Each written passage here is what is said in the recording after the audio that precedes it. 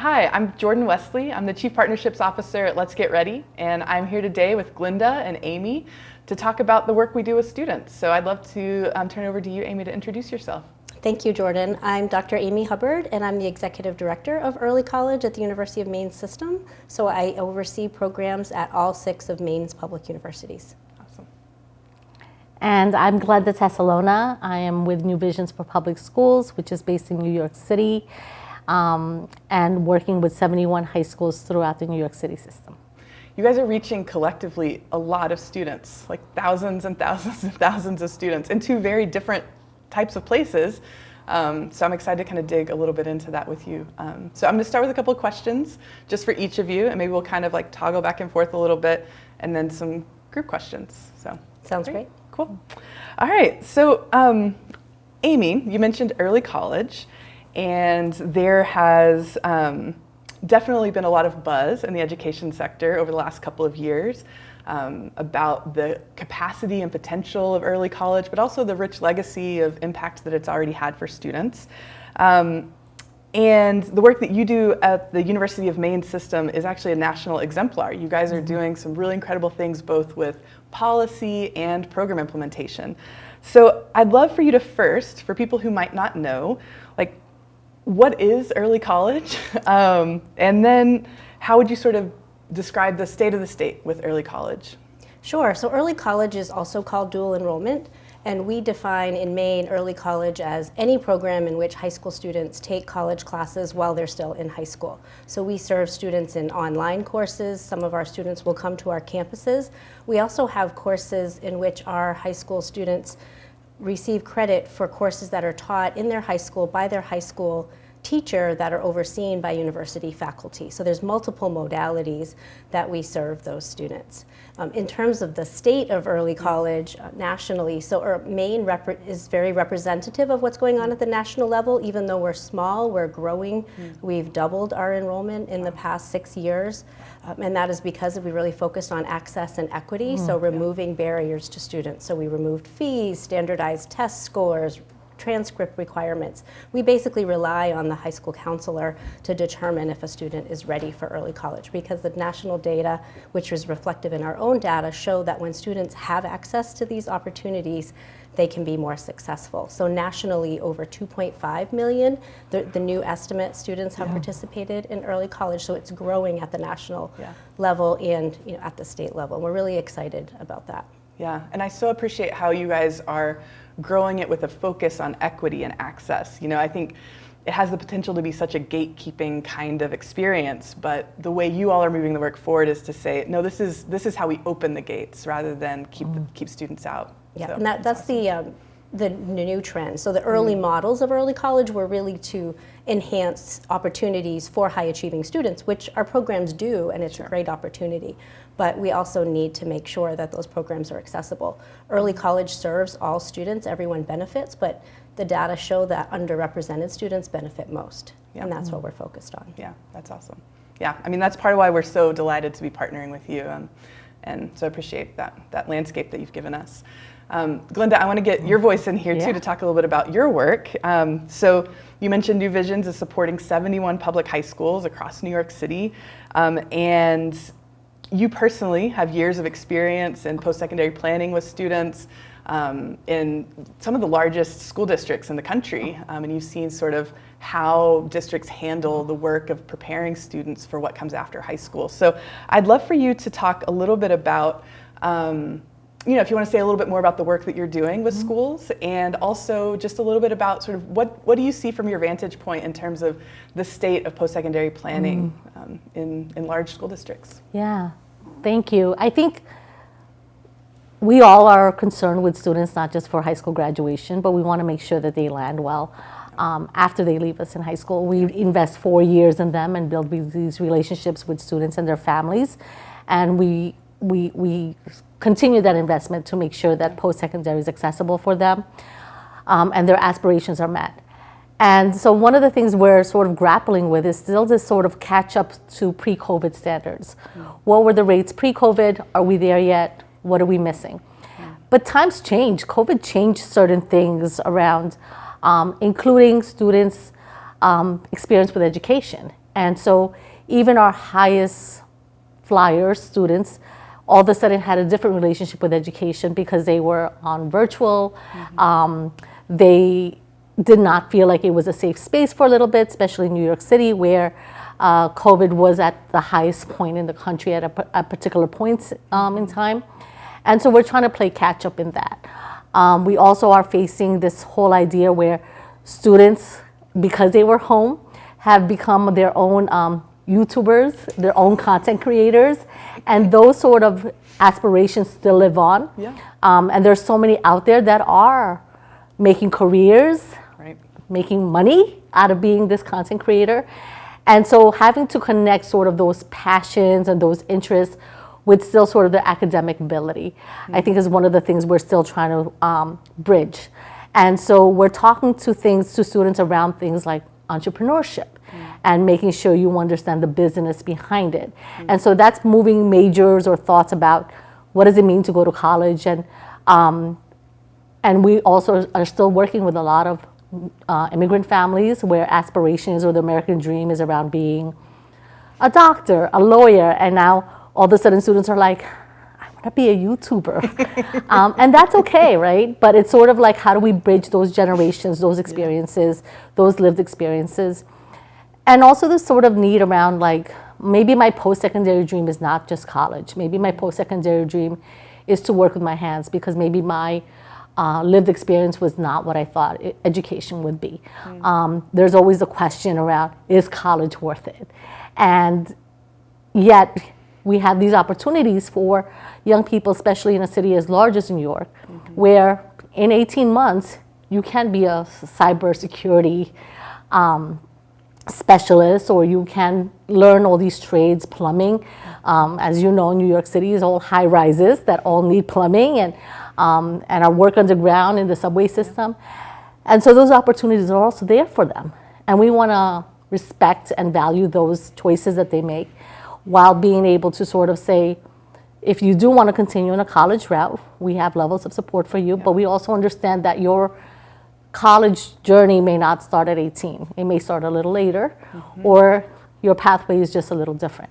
And be able to respect all those voices of the 900,000 students that New York City Public Schools serves. That's part of the challenge, and really listening to students' voices and trying to respect what those are. Yeah, I appreciate that so much, Glenda, and I think, I appreciate both of you for so many of the similar reasons, but also there's something so specific in what you're saying too that feels so aligned with the passion that I have in the work at Let's Get Ready, which is really about like student leaders, that students actually do have a voice, their voice matters, and especially in a changing world. Technology is changing quickly, the landscape you just described is changing so quickly, and so, validating and supporting their voices so that they can have the most abundant choices for themselves, I think is so important, and part of why I love the near peer kind of model that we do in the work together is really highlighting that student voice and that student choice. And for me, it's also one of those things too, this question of like, is college worth it? Maybe there's a different path you should take, and maybe it's a little windy, or you take a gap, or you sort of go through. But we want to make sure it's a choice, not just a default, right? Like our students have to have the information, they have to have the facts on the ground to make informed decisions about that, right? So I love that you guys are thinking that expansively at New Visions about that and helping students find their paths. So that's great. We're trying. Yeah, we all are, right? Yeah, good. That's great. Well, so I want to kind of, we've heard about dual enrollment or early college work you're doing. We've heard about sort of the broader district work of post-secondary planning that you guys are doing. And so I want to jump back into some of the specifics that we're thinking about how we partner together. So Amy, for you, at Let's Get Ready, we've been investing in a model of enrollment that includes essentially us sharing data files to get students enrolled and all of the legal background work that requires. So we've used these sort of embedded consent processes, and really allows you to enroll sort of full cohorts of your students into the program, really removing barriers like you were talking about before. So how does this opt-out philosophy support equity and access for students in your system?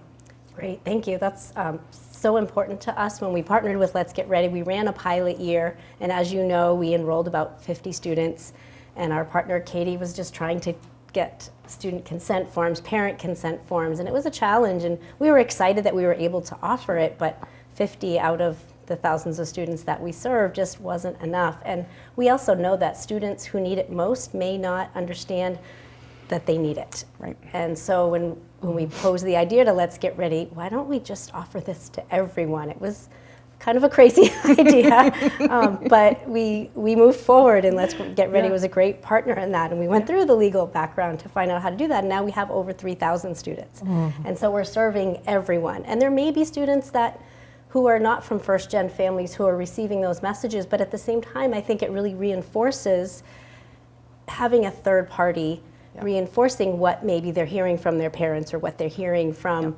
their teachers and their school counselors. And on the other end, the students that do need it most, we have a lot of first-gen students. We serve predominantly rural families. So having that opportunity to receive those messages, to receive the mentoring, and to take that next step. So we have students that are able to enroll in early college, but that's just the beginning of the process. And some of the work that we have done statewide to make those processes available. So every student in the state of Maine has the opportunity through our platform to enroll in early college at any public university or community college from one platform. That's exciting. We opened up that access, but now we have to get them to the finish line. And that's what this partnership, this opt-in, opt-out model does, is everyone's going to get this service. Everyone's going to get this mentoring, the pieces that we were not able to provide. We're really good at early college.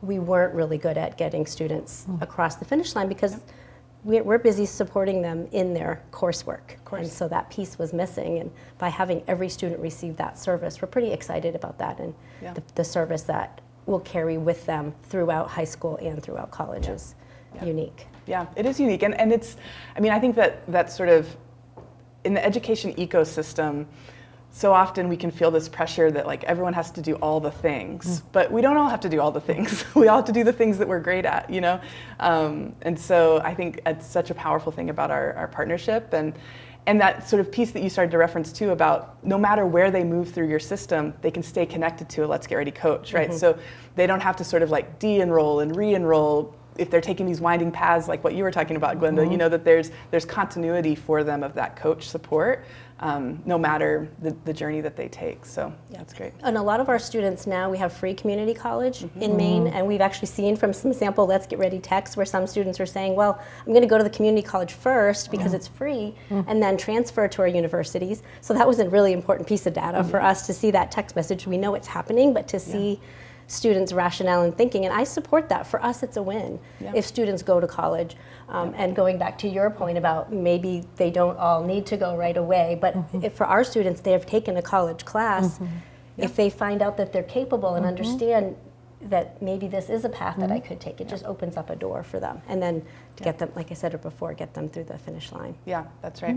Well, and you mentioned something I want to piggyback on as well, because we're talking about Maine, which is, I think, the most rural state in the United States. By percent of population that lives in rural areas, yes. Yeah. And New York City, which is not that.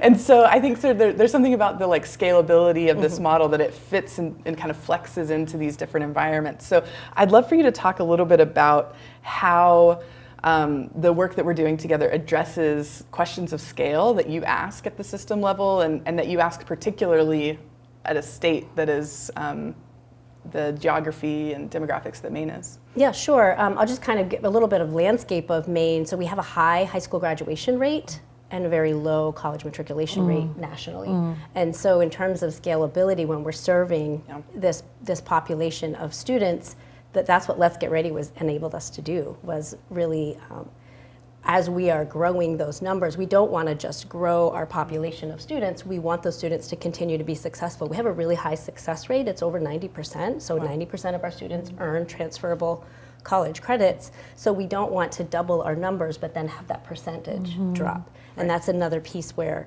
that we are able to scale but also provide those wraparound supports to meet students where they are and provide those resources to make sure that they're still successful. Yeah. It's like breadth and depth remains important. Yeah, and that was the piece that has made us nervous as we've watched our numbers grow. As I mentioned earlier, we've doubled our enrollment. That's fantastic, but we also need to make sure that we're doing that with support. And when we provided that equity and access piece, we are reaching students who maybe have a C average, who might not have considered themselves to be college bound. So we really do need to provide those extra supports and extra layers and opportunities for them. Great, yeah, thank you, Amy. I think that's really an important point that you're making, and it's making me think also about, we're talking about rural students, we're talking about urban students, and I think there's this world in which we live where we think like they're so totally different, that we couldn't possibly have anything in common.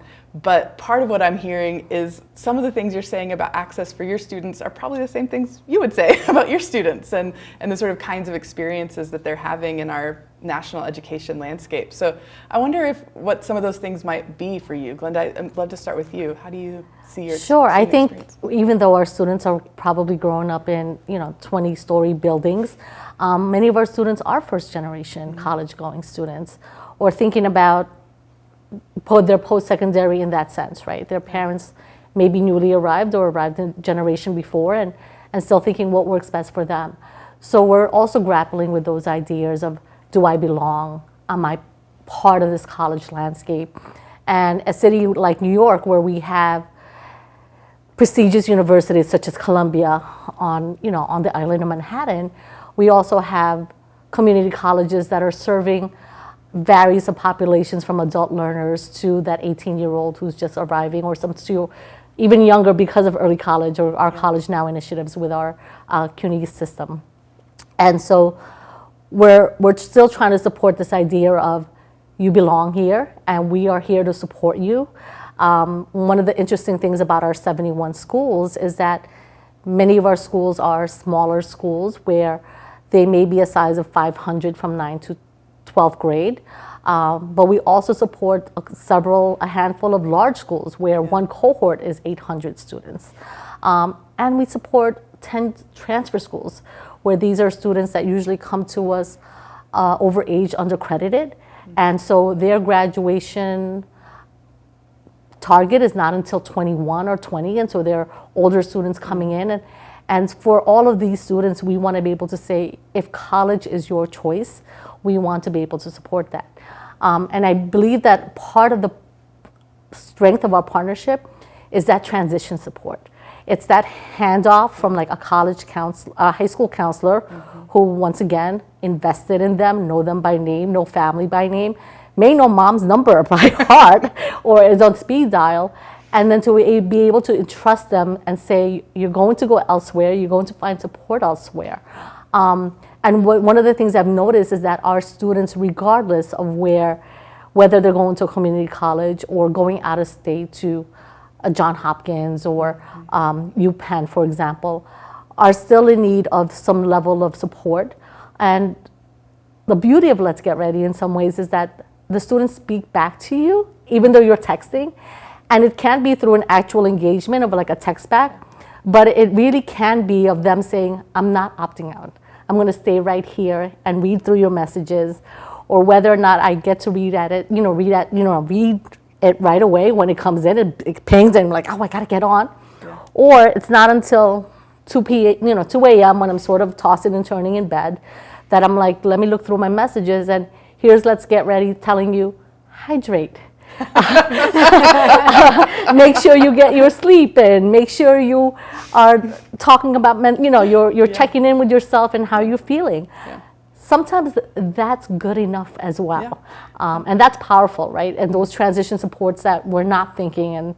And there's usually a counselor who's been doing that for the past 4 years. Yeah. And now it's sort of their own ability to be able to respond or to be able to take in that message and translate that message for what it means for them. Yeah, what I love about what you're saying is that we're not just talking about the needs of urban students or rural students, we're talking about human needs. Hydrate, go to bed, take care of yourself, stay connected, feel a sense of belonging. Like these are not foreign ideas for your students, right? Yeah, yeah. Well, and the other thing I'm hearing too in this is like that scale is maybe the part of what shows up differently. Like the students are students. They're young people trying to find their passion, trying to find their path. But what scale looks like in Maine is different from what it looks like in New York. But at the core of it is sort of the students themselves. And the irony, as I'm listening to Amy and your program model, is where the rural areas are thinking about scale and we're thinking of very focused support, right? Like our program is dedicated to our opportunity scholars who are Black and Latino males. Like we're getting to that level of student, whereas you're like, oh, let's offer it for all. And I'm like, no, these students are the ones who need this messaging, who need to hear this. And so that's the irony, right, of this whole different program models in the different environments that we both serve. Yes, I love that. And actually, it leads me to a question I had wanted to ask you, Glinda. It's really good because I think part of what we've been describing is that the Let's Get Ready partnership model requires a lot of sort of data and analytical thinking, right? Like we're looking at sort of either large-scale enrollment models, or we're also thinking about how do we be really strategic about how to deploy the power of a near-peer coach within the systems that we work. And Glinda, I think that's something that you're really expert at, is actually thinking in terms of what's the data telling us that students really need. And so I'd love for you to talk a little bit about, we get together a few times a year to dive into the student data. What is it telling us? What are we learning about how students are engaging with their coaches? Or how do you think about the role of data in our partnership together? I don't think we would have partnered with Let's Get Ready if you did not provide a level of data to us, right? As an organization, I think that's what we pride ourselves in is data and making sure we're not missing anyone or nothing, no one's falling off our radar. We're looking at data regularly on the attendance level, on grad planning, on regents, accumulation. And so on this end with a partnership, one of the things we do appreciate is that there is data, that it's not sort of like trust us with your students and let it be. Not only are we trusting you with your students, but you're coming back and telling us, here's who's engaging, here's who's not, who's engaging passively, and here's who's actually like calling us all of a sudden 15 times a semester, or texting back with a near-peer coach 15 times a semester. And that sort of like two-way data exchange, because that lets me lead, is I look at those students and I'm like, who are they? Who's asking for help? Are they happening to come from like a community college, or are they coming from one of our state universities that's not more sort of a rural setting than they're used to in an urban setting, right? Yeah. And what are sort of their needs, and wondering whether there's trends around that.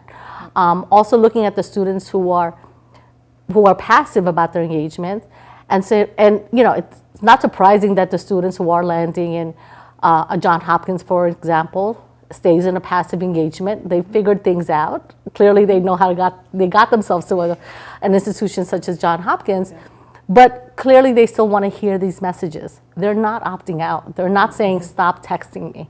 And there's value to them to sort of get those daily reminders or weekly reminders. And so I think that's equally powerful. And so when I get the data from Let's Get Ready, I actually, aside from the large numbers, I'm looking at student by student and saying, who's needing help, who's needing support, which high schools did they come from, what sort of transition services are the high schools providing.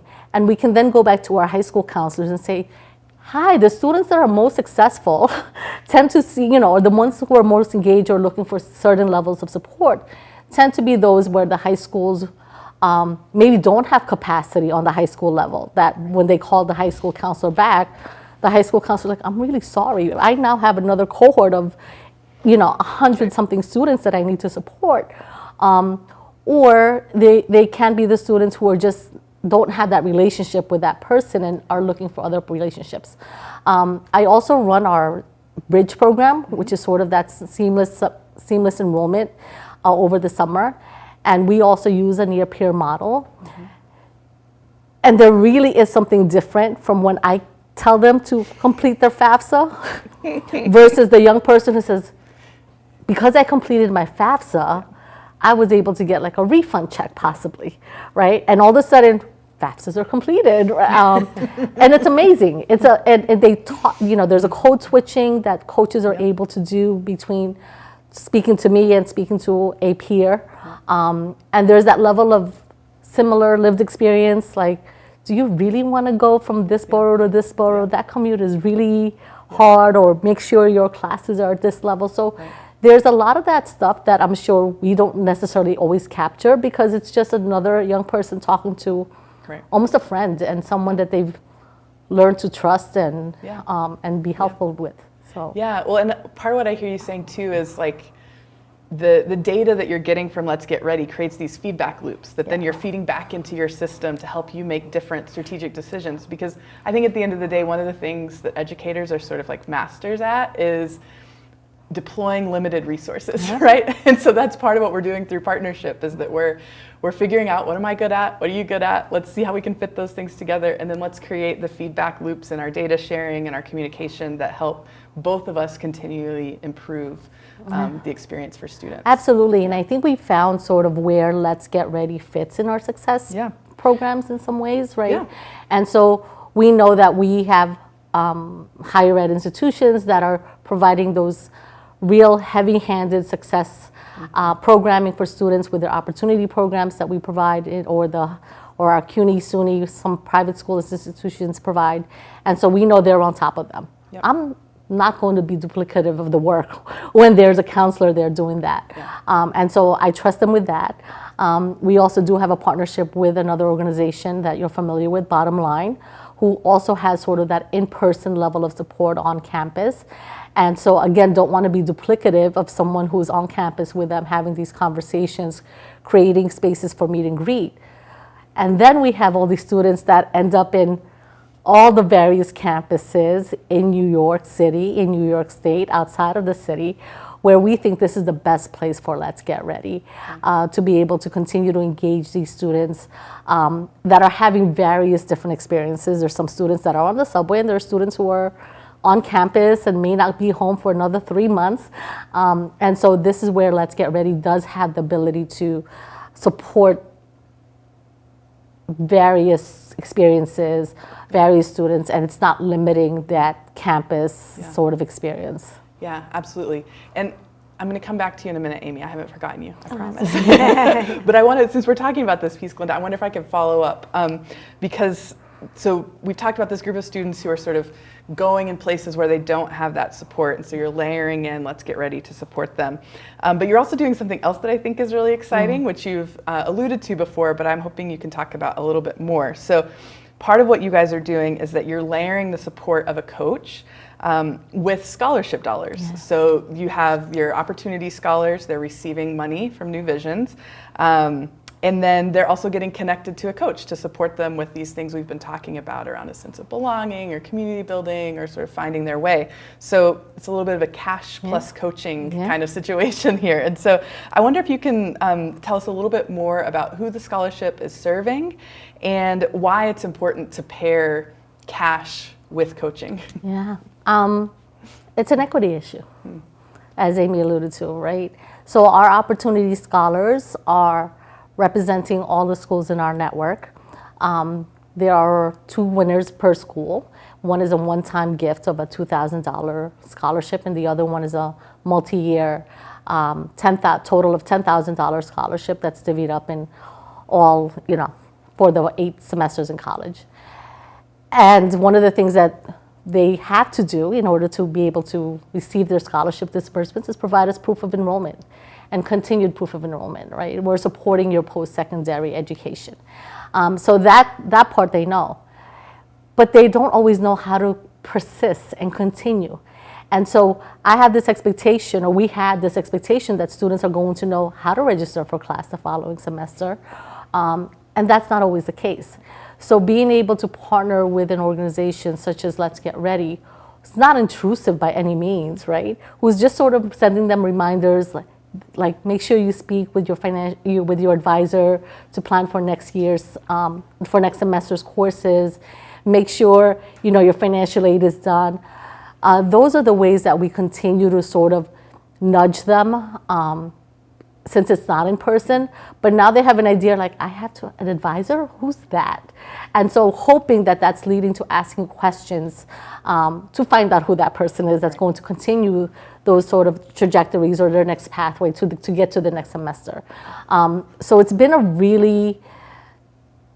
it was really focused on saying, I think Let's Get Ready will work with this sort of students that we are continuing success work with, because that's not who we are as an organization typically, but because we had these scholarship dollars that are connected, we also understood that young people just don't know what they don't know. And so to be able to have that information is really leading them to ask the right next questions or leading them to connect with a resource on campus and seeing persistence from one semester to the next semester. So really excited to, in 2026, we'll see what our 4-year graduation rates are going to look like. So fingers crossed, and excited that this one-time gift, which was supposed to be a one-time gift, has now continued for the past 3 years. And all fingers crossed that we'll get funding to continue to support our class of 2025 as well. Yeah, that's great. Well, and could you say a little bit more about, you mentioned the equity issue. Yeah. Could you say a little bit more about who you're serving and why you guys are serving those students? Yeah, so we're serving, our Opportunity Scholarships are for Black and Latino males. We know research says they are the lowest persistence, lowest success rates in college. And so we want to make sure that, first of all, that all our schools are getting access to these scholarship funds. It's not just the schools that are offering the IB programs or schools that are offering AP courses, that this includes our transfer schools who are really supporting some of our highest need students. 70 of our 71 schools are Title I schools. So we know that there's that financial need associated and that barrier that then can exist. And so hoping that the scholarship dollars are going to help address some of those financial needs that they have. And we think our Black and Latino males are not used to getting scholarships. They're not used to applying, which is problem number one. And so getting them to actually apply. And then for them to be rewarded with scholarship funds and say, we think you belong in the place that you want to go. And we will support your aspirations, not only in scholarship dollars, but in also in added support, level of support with coaching. And we really are we make a real effort around making sure that they are hearing from Black and Latino males who look like them, who've succeeded, and say, you belong here as much as any one of your counterparts do. So that's really important for us to be able to target our limited resources and target a population that we think will best benefit from a near-peer coach. Yeah. Well, and there's a lot of similarities between what you're describing too, because I think I heard you saying this a little bit in the University of Maine system's approach to early college too, that it's so many times resources go to the highest achieving academic students, right? And both in the work you guys are doing through early college and in the work that you're doing through this scholarship, you're saying actually there are more students than just the ones that are the valedictorians that can do this. Mm-hmm. And so we can't sort of neglect their educational paths as well. So great. Well, I appreciate you both giving me sort of like the deep dive on your individual contexts. And we see so many places where there really are a lot of similarities and a lot of things that kind of hold the work that we do as educators together. So I want to zoom out a little bit and talk about our partnership more broadly and give you both a chance to respond to how you're seeing the program actually kind of play out in your context. So talk to me a little bit, either one can take this. In what ways does partnership with Let's Get Ready complement the work that you're already doing? Some people sometimes they worry that maybe we're duplicating existing services, or I mean, is that true? How do you see the complementary nature of our work together? Yeah, I'll jump in. Yeah. So in many ways, Let's Get Ready was filling a huge gap for us. So we would do the best that we could. We have a staff of less than 20 with over 5,000 students. So if you can understand that you know, we do actually provide a lot of one-on-one support to our students. However, in terms of scalability, we could not provide the level of support and interaction that Let's Get Ready provides. And one of the things I was most impressed with when we decided to partner was the curriculum, and knowing at what points to meet students where they're at and what to say, and just knowing that that is taking place in the background, behind the scenes, while we're focused on those day-to-day activities. So, a student can't log into their Brightspace account, or they're having an issue with a faculty member. Those are the things that we really need to be hands-on for. And Let's Get Ready can provide that additional, that additional interaction with students that are that larger picture that we're just not able to address. I can't help a student with the FAFSA. I can't tell them what the deadline is, or even some of the texts that I've seen that have come through is, what are you considering with looking at different colleges and seeing how the students are processing that. That's not my area of expertise. I don't belong in that space. I'm an expert in early college. That's really where me and my team do best. So I wouldn't say, for us it was a gap that I just knew was there. And one of our goals at the University of Maine system is to increase matriculation rates. So preliminary data shows that since we've partnered with Let's Get Ready, the matriculation rates are higher, so I'm pretty excited about that. Again, fingers crossed to get the final numbers, but that's really what we wanted to do. And how do you drive that besides providing college courses? You partner with an organization that focuses on, here are all the steps, like you were talking about, like here are the steps you need to enroll, get them to the finish line, and then when they're there, how to persist. So that's what we're really excited about. Yeah, that's great. That's really exciting. I can't wait to see those numbers too. Fingers crossed. That's great. I mean, I think that's one of the things about the work that we do in terms of college persistence and college completion is that there's always these lag times in our data. So we're looking at sort of like, what are the interim outcomes that we're seeing? Does it seem like we're moving in a positive direction? And then we're all still sort of holding our breath for the big numbers that we're really waiting for. So, and I want the additive benefits. So early college, students, as I mentioned before, students are more likely to attend, more likely to persist. So you take that and then pair it. I'm thinking that it's going to be spectacular. Again, we have to kind of wait, but it'll be worth the wait. It will be. It will be. We'll celebrate. That's great. Do you want to add anything to that? I mean, as I mentioned, we are looking at support from all different partnerships and all different ways, because this is not our sort of like daily work. It's a special work that we do, given the connections to scholarships. So it's nice to be able to know that I have partners, especially with Let's Get Ready, to be able to focus the work on these students and outreaching them and engaging them in many ways.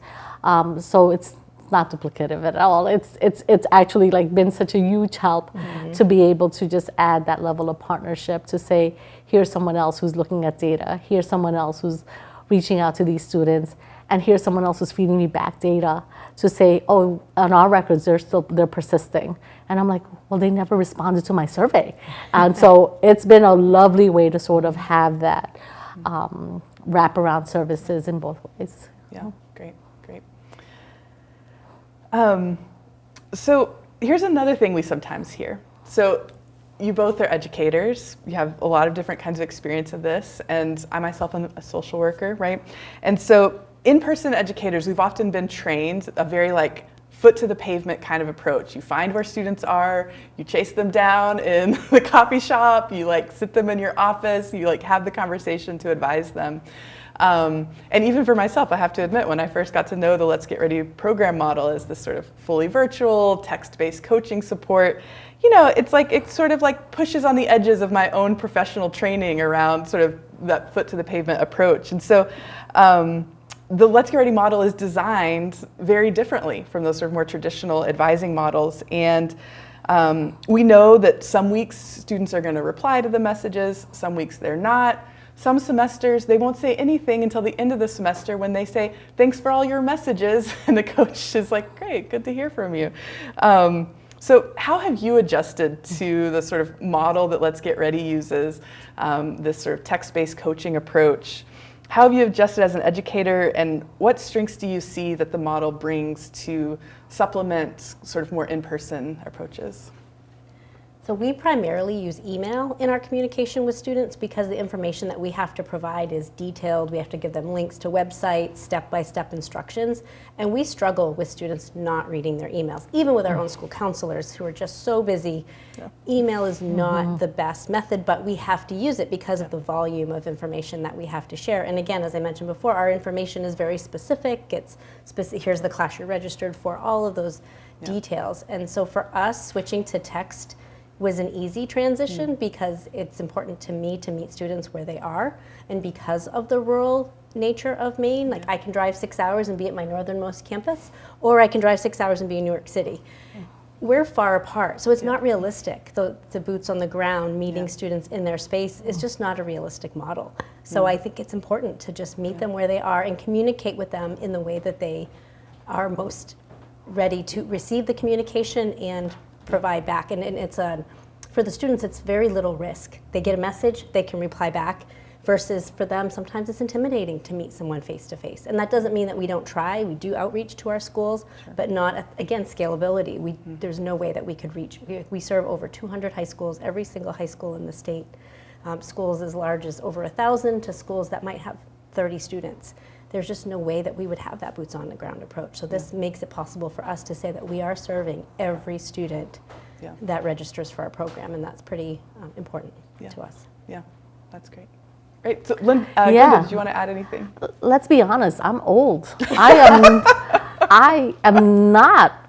I think my first cell phone was maybe when I started teaching. So that means I got my first cell phone after I graduated college, and so this is not the same world where when I was training to be a teacher, and I'm thinking about grade books back then, and it was all in paper, and this is not their world. And I am now adjusting or learning to adjust to the world that they now live in, and the world we all live in, to be honest, right? We used to have teacher stores that you could pick up all these different trinkets. That doesn't exist anymore.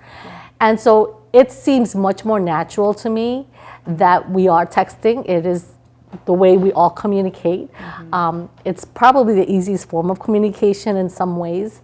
And it's okay. I've had to just this is okay. This is maybe not always the best for everyone, but it's also really good enough for a lot of them. And so I realize that when I do send an email, maybe I got read, I don't know, but texting will tell me whether I got read, right? I'll say, oh, this person actually read you, or it's been sitting there. And even with my own communications with them, I won't get a communication response on email, but if I send them a link to say, fill out this form, I'll get a better hit or response rate. So that's been exciting to see. And these are students that probably have had cell phones since maybe 10, when they got to middle school, then their parents said, here you go, kind of thing, or parents have had their email since they were born and said, I'm going to save this email address for my child. And so it's just where we live and how we live nowadays, and this is who our students are. This is how they communicate. Yeah. Did you want to add something, Amy? No, I think she's summarized it. Yeah, that's great. Yeah, I mean, and you also said too in that that texting it's going to get most things we can handle that way, but even within the Let's Get Ready model, our coaches will pick up the phone because we've all gotten in that moment where it's we're not understanding each other on text. I'm going to call you, right? And so it doesn't have to be an either or approach, but that the embracing the technology is a huge benefit. Well, that's what the near peer coaches are on the other side right? They're still able to build that relationship, be able to build a trusting relationship, where if that coach tells them, maybe you should speak to someone, or have you considered whatever it is, right? That's why the engagement levels of 15 and up per semester, that definitely is a place where you see that there's more supports that are needed. And so that Let's Get Ready continues to provide a person support, not a bot support, that's just going to respond in a certain way. And I think to Amy's point, the curriculum that's timely, that is what they need at that time, right? And students are saying to us, I kind of needed that, you got this, finish strong. message that there's I know you call it Core Plus, and I know we're trying to get away from that language, but there is another model where those who are looking for more supports are provided that support level. And we did have a student, since you mentioned the more than 15, we did have a student that engaged over 100 times, and we were able to track that, excuse me, when she matriculated as well, and that engagement stayed the same. So we looked at that student and thought, this is great because it's probably filling a need that the student may not be comfortable in social situations but wants connection. And so here is this opportunity for that student to have connection and build those skills in a different way. Yeah, I love that. That's a great story. I want to pick up, this is a little off script, so forgive me, we'll see if we can go here, but I want to pick up on something you said about bots. So this is something that's like all over our sector right now, right? Like everyone's like, oh, the bots will save us, you know, because we have these efficiency issues, we don't have enough staffing, like, you know, maybe we can get the bots to reply, but that's not the direction that Let's Get Ready has gone. Let's Get Ready has said, actually, we are a human-centered program. We use the technology, we allow it to help us escalate trends that we've been talking about, we let it escalate student concerns that we maybe need to give more attention to, but it is always a human replying to our students. I wonder if you guys could speak about that, sort of your experience of the education landscape of bots versus humans and sort of the environment we're living in right now. I love the fact that there's someone else reading their message or sort of saying, oh, this message is a little odd, maybe I should look into it a little deeper, right? I think that's what we do as educators, as social workers, as moms, as aunties, right? And saying, does this sound right? Is there something around this? And a bot can't fix that. A bot can't solve for that. So the fact that there's, oh, this message is longer maybe, and that gets escalated, like what is all the things it's saying? And there's someone who can read it, or that a coach has a supervisor that they can go to and say, I'm a little concerned, and there's that professional on that side, not just a trained coach.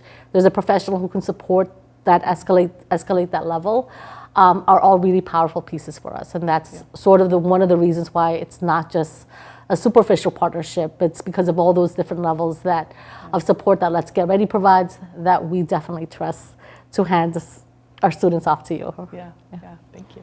And I will add, Mainers are skeptical, and our students are very savvy, so they would see right through that if that was the case. And so we have not had any feedback in any negative way, because it is clear that it is a human-to-human connection, and that's really important to us. If we would not have partnered with Let's Get Ready if it was anything else, because we want that one-on-one interaction and the response when a student brings forward a question or concern. It has to be relevant, it has to be timely, it has to be on point, and there is something that technology cannot do, and it's making that human-to-human connection. That's right, that's right. Great, thank you guys. I have one last question. So my last question is, why do you keep partnering with Let's Get Ready? And what are some of the things that you needed to consider early on as you were making the decision to partner with Let's Get Ready? I would say that we chose to partner with Let's Get Ready. As I mentioned earlier, we had a gap that we needed to fill.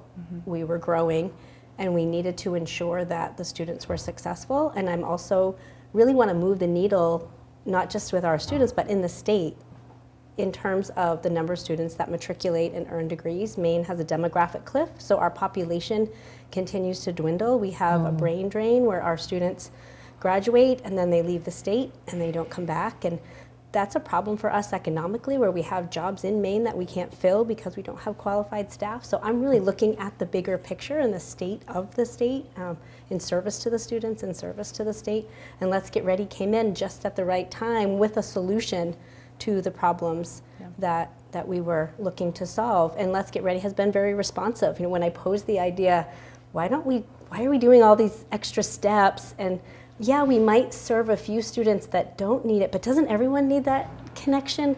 Why don't we just serve all? And Let's Get Ready responded to that and adapted. And how are we going to make this work very creative and really tailored to our needs? So even though, as we're talking, there's so many similarities, we do have a unique model and we do have a unique set of students. And so I think that's another piece, responding to the feedback and working with us, meeting us where we're at. Yeah, great. Thank you. Yeah. We continue to partner with Let's Get Ready because you're great partners. We started this partnership 2001? Was 2000? Well, 2020, 2020, right? Yeah. And that's at a time when we were all remote. So we were like, sure, let's keep going. But we did it with at that time we had 10 charter schools that were also named under New Visions that we were supporting. And so they usually for us becomes our laboratories where we try things. Does it work in the charters? Then we could sort of scale it to our other schools that we support.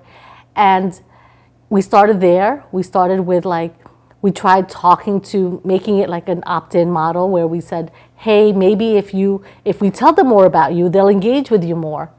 And it made no difference. And then Let's Get Ready came back and said, guess what, you guys?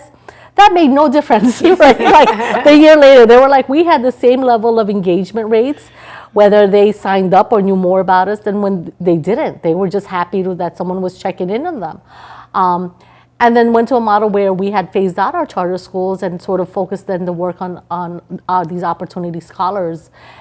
And Let's Get Ready has been part of that, those shifts, those pivots that we've made, and have been able to sort of say, we can do that, this is how we can work it, this is how we can get better data, this is how we can get better information. And so it's really been a true partnership, and I as someone who tries to build that in many other industries or other organizations, I appreciate the fact that you are really true partners in this process of really supporting our now, especially our Black and Latino males with the Opportunity Scholarship. And so that's why we continue to do it. Because if I pivot, if we switch, if something else comes up, Let's Get Ready is really, yeah, we can do that. We can figure out a way how to make that happen. And so that's been part of the reason why we continue to partner. We're all serving the same students, right? We are all working for nonprofits, and so even to be able to work through those sort of barriers or hurdles that we all face, and finding a way to sort of, how do we continue to support? How do we continue to find a median where we're all happy, with the levels of support, the scalability of the support. So we're gonna continue on. Let's do it. Yeah. Yeah. Great. Thank you both so much. This has been a really great conversation, and I really appreciate you both coming to talk with us today. I want to say thank you to Let's Get Ready. This is giving me an opportunity. It's rare when through your 9 to 5, when you're multitasking and trying to put out several fires at the same time, or trying to deal with many things.